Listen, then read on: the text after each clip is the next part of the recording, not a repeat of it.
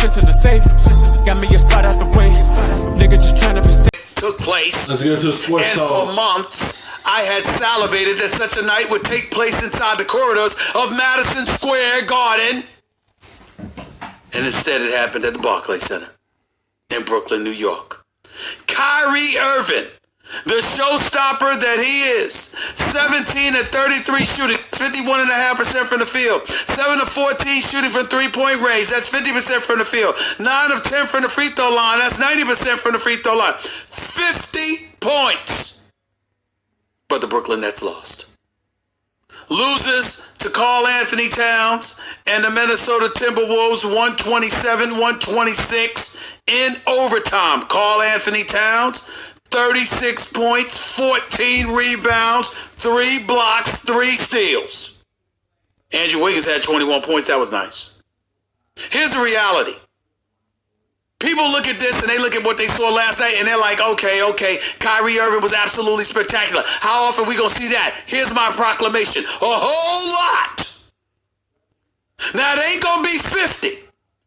But that show that brother put on, that's what you have the potential to see every time you walk through the turnstiles of the Barclays Center. And it's exactly why I'm sick to my stomach, because it's exactly what the Knicks lack. Now, Brooklyn lost just like the Knicks lost. And R.J. Barrett had 21 points. And Morris, having snubbed the San Antonio Spurs for the New York Knicks after agreeing to go to San Antonio initially, dropped 26 points. And Julius Randle had about 25 and 11. Good pickup for the Knicks. And I got news for you. I think the Knicks are going to be better next year than they were, this year rather, than they were next year. I think the Knicks are going to be better than serviceable. I think the New York Knicks have a chance to be very interesting. But here's the question. Who you walking through the turnstiles to see? You see what I'm saying? If R.J. Barrett keep this up, Knicks could probably win 30 games this year. Potentially be in the race for playoffs. We don't know, man. The Knicks, man, other thing, they be hurting them.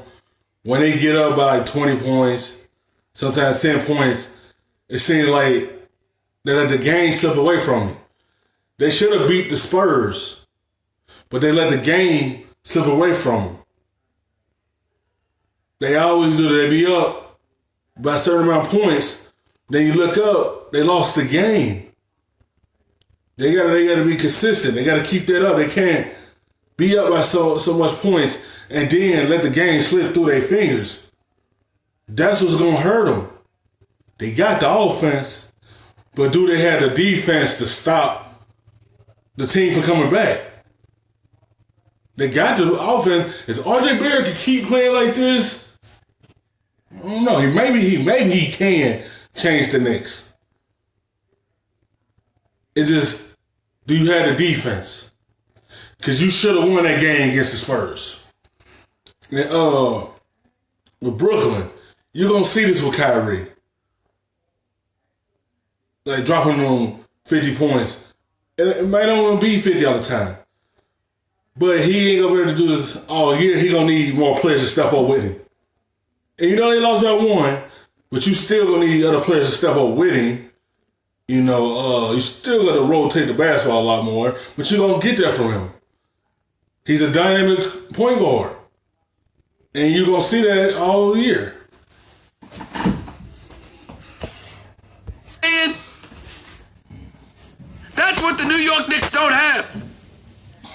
I don't give a damn that Patrick Ewing once wore this uniform. I mean, I love Patrick. And I love the level of credibility that he brought to the New York Knicks. And I love the fact that the New York Knicks were perennial contenders with them. I'm very appreciative to Patrick Ewing for all of that. But that's not what I'm talking about when I ask the question about box office.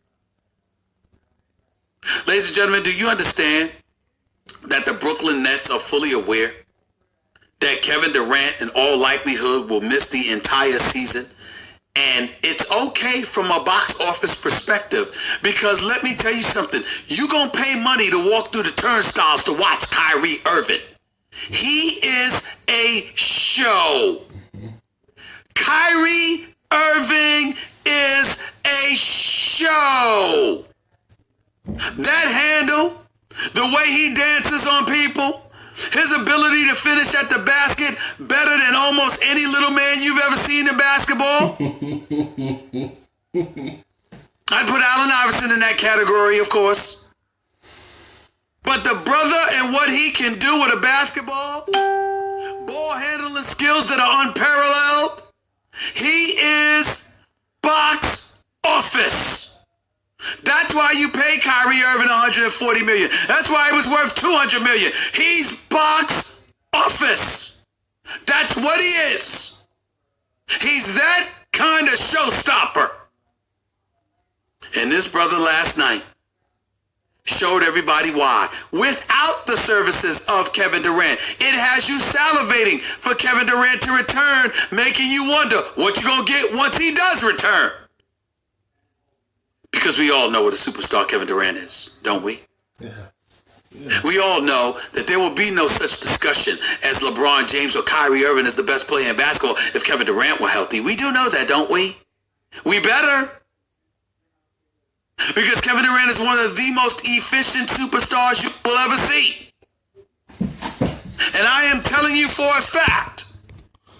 Only way that's going to make him the best player in the world is, can he win a championship on his own? I'm talking as far as he knows his team, but he know he got Kyrie right there. He won the championship because he went to a team that was already in the finals, that already had championships resume. No, he's dynamic, and he made the Warriors look unstoppable. Don't get me wrong about that. But can he do it with Kyrie Irving, LeVert, Jordan, Harris? Can he do it and deal with it? Can he do it with them? Like, can he do it with them without the service of Klay Thompson and Stephen Curry? If he could do that with Brooklyn, then you can say the best player in the world. Yeah, I know LeBron won with Miami, but Miami wasn't a dynamic team at the time he went. He helped Miami get 2 more championships. And he went to that team. Miami want to win the championships. I feel like the Warriors would have won the championship they had Kevin Durant.